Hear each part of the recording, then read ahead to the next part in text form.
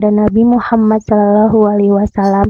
Terima kasih kepada Ibu Pembimbing yang sudah mau hadir di room saya, di room kelompoknya kita, walaupun banyak kendala. Terima kasih kepada peserta yang sudah mau hadir di room kita. Terima kasih juga kepada partner saya, yaitu Bu Mika, yang sudah mau menggantikan posisi kelompok saya yang tidak bisa sebagai moderator. Terima kasih juga kepada Ibu Endah Jiwandani yang hari ini menjadi narasumber.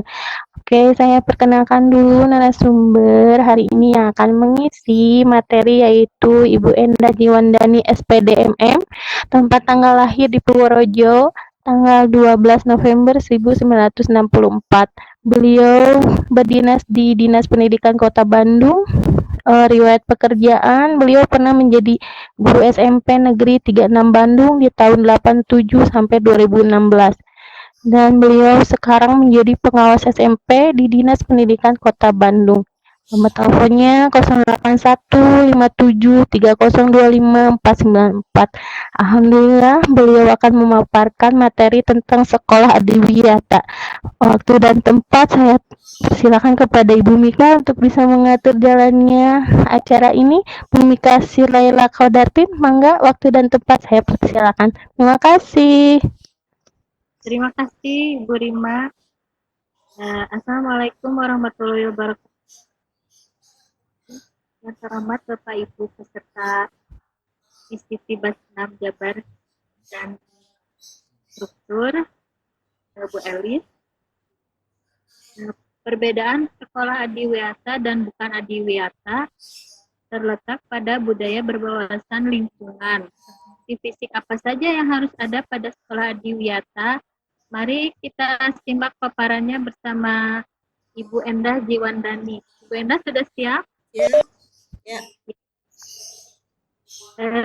Kan Ibu Endah? Ya. Ya, terima kasih.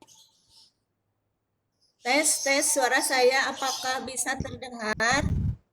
Ada. Ya. Bagus. Ya. Terima kasih. Bismillahirrahmanirrahim. Assalamualaikum warahmatullahi wabarakatuh.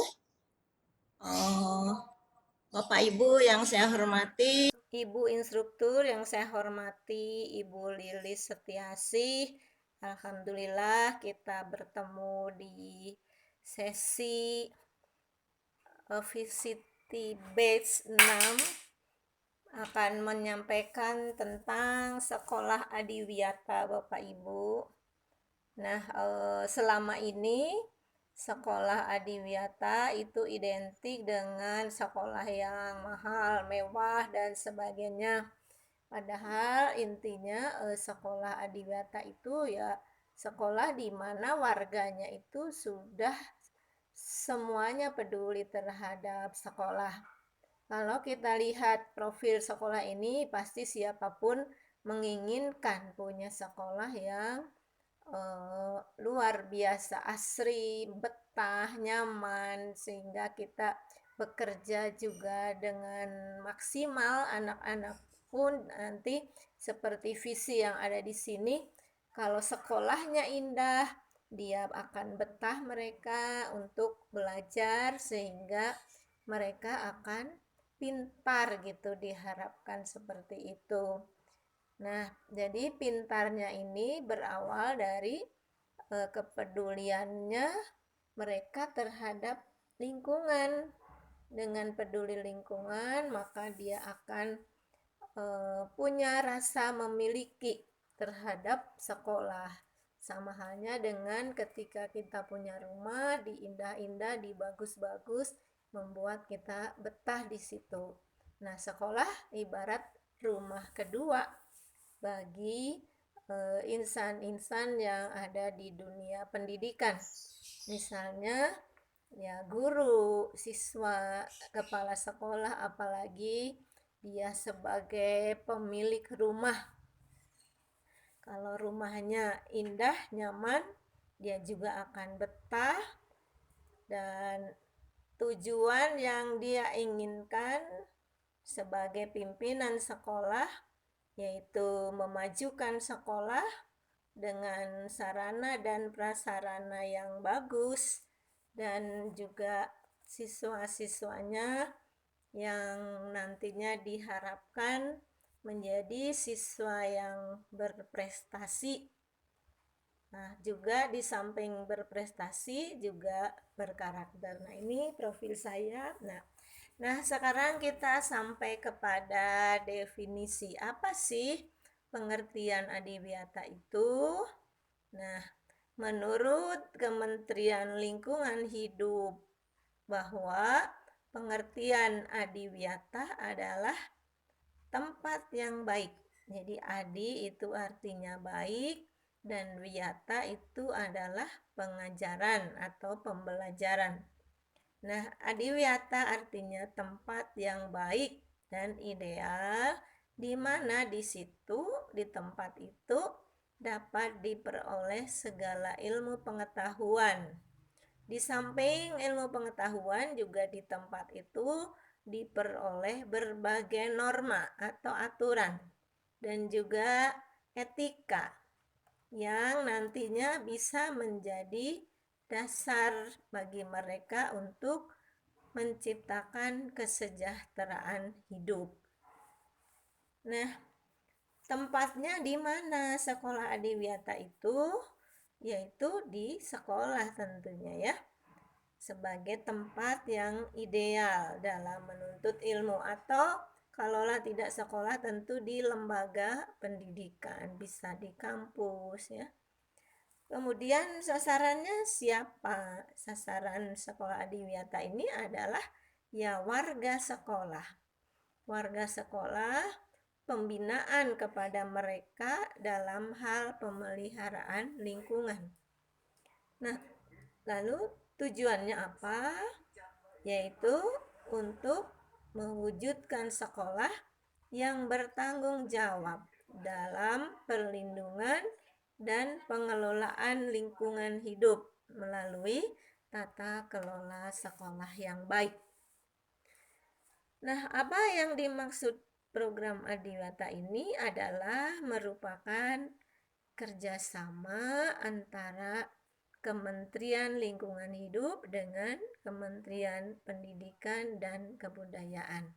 Nah, kalau melihat program adiwiyata ini merupakan kerjasama antara lingkungan hidup dan Kemendikbud, tentu ada harapan bahwa Kemendikbud berharap agar sekolah-sekolah yang ada di bawah binaannya itu menerapkan sekolah adiwiyata, konsep adiwiyata, walaupun belum mencanangkan diri sebagai sekolah adiwiyata, tetapi setidaknya di setiap lembaga pendidikan itu menerapkan konsep adiwiyata, yaitu sebuah konsep di mana warga sekolah itu mempedulikan lingkungannya, tidak acuh tak acuh. Baik, nah apa sih prinsip-prinsip adiwiyata itu? Ada dua, Bapak dan Ibu, yaitu yang pertama partisipatif.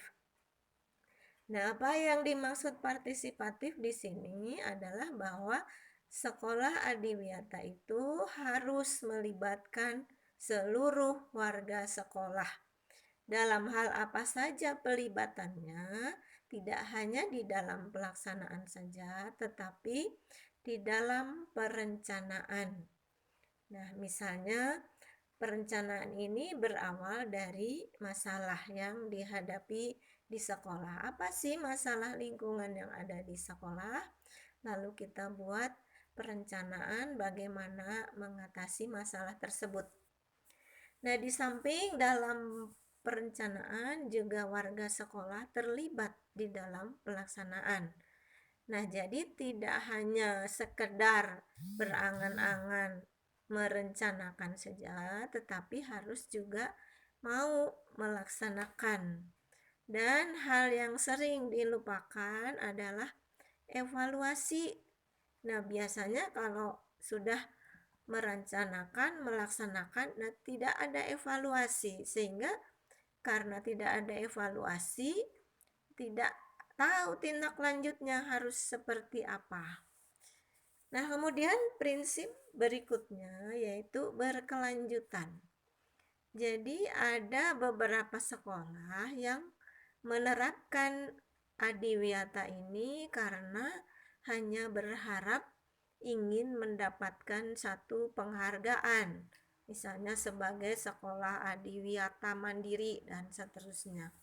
Nah, untuk sekolah yang seperti itu, kalau sudah mendapat penghargaan tidak berarti selesai, tetapi harus berkelanjutan. Nah, Bapak Ibu, ada 4 komponen program sekolah adiwiyata. Yang pertama adalah kebijakan berwawasan lingkungan. Jadi apapun kebijakan yang diterapkan di sekolah hendaknya merujuk kepada kebijakan berwawasan lingkungan. Nah, ada juga yang kedua, program pelaksanaan kurikulum berbasis lingkungan. Jadi, pelaksanaan kurikulum pun harus menunjang kepada lingkungan, baik di dalam dokumen satunya, KTSP-nya, dan juga pada dokumen 2, silabus dan RPP. Di sana, di dokumen 1 dan 2 ini diintegrasikan tentang kurikulum berbasis lingkungan. Program ketiga yaitu kegiatan lingkungan berbasis partisipatif. Jadi semua kegiatan lingkungan itu harus dilakukan oleh seluruh warga atas partisipasi dari seluruh warga sekolah. Nah, kemudian komponen yang terakhir adalah pengelolaan sarana pendukung ramah lingkungan. Jadi di sekolah itu disediakan sarana-sarana yang mendukung terhadap keramahan lingkungan. Misalnya sarana pendukung itu menggunakan bahan-bahan yang anti polusi misalnya.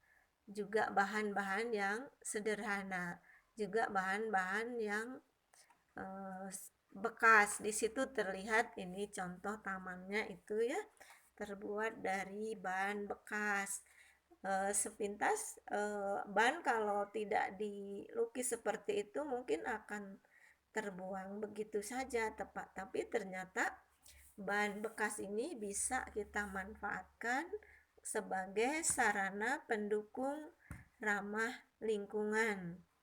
Nah, walaupun bekas karena kita bisa memanfaatkan ya, dicat lalu dihias, dan bahkan itu yang digantung-gantung itu Bapak Ibu, pot bunganya itu juga bukan dari bahan yang mahal. Nah, kita akan uraikan dari 4 program itu satu demi satu. Yang pertama, kebijakan berwawasan lingkungan.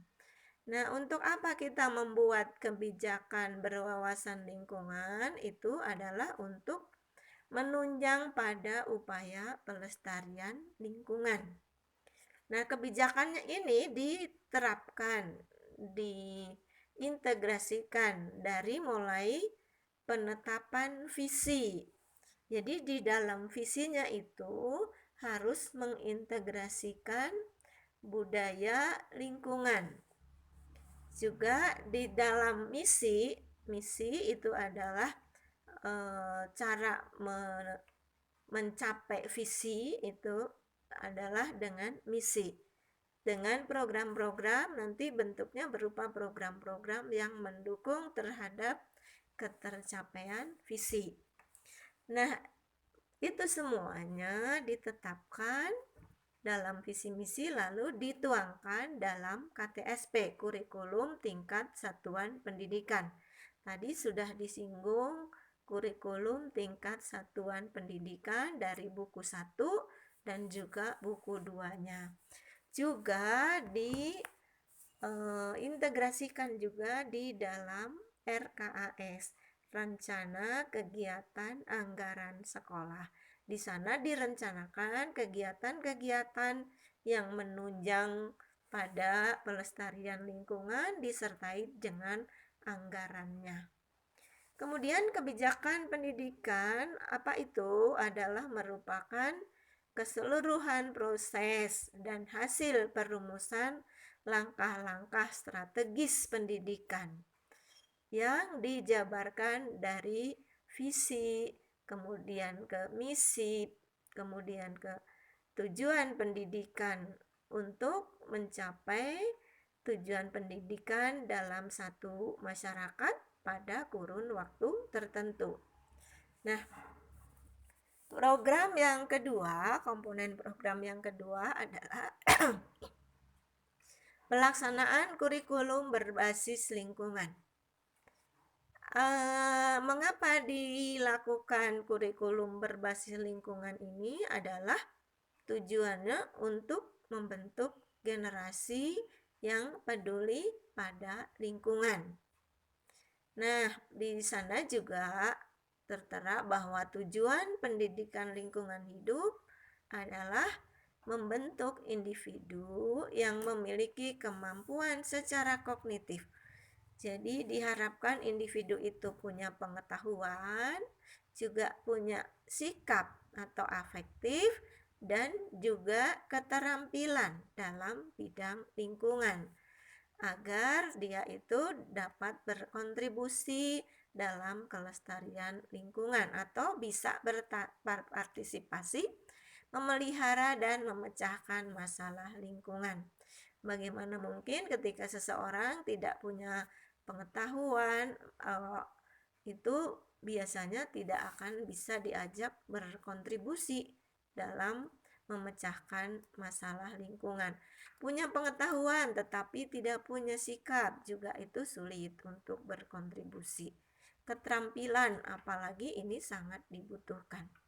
Nah, pengelolaan lingkungan dilaksanakan melalui pendidikan lingkungan. Nah, dulu ada pendidikan lingkungan hidup gitu ya. Untuk sekolah adiwiyata harus ada itu. Yaitu pendidikan kearifan sikap, moral, spiritual dalam realitas perilaku kehidupan saat ini dan masa depan bagi keselamatan dan kesejahteraan sosial. Nah, di samping ada di dalam tadi itu mapel ya, mapel PLH juga diterapkan di dalam integrasi mata pelajaran yang lain.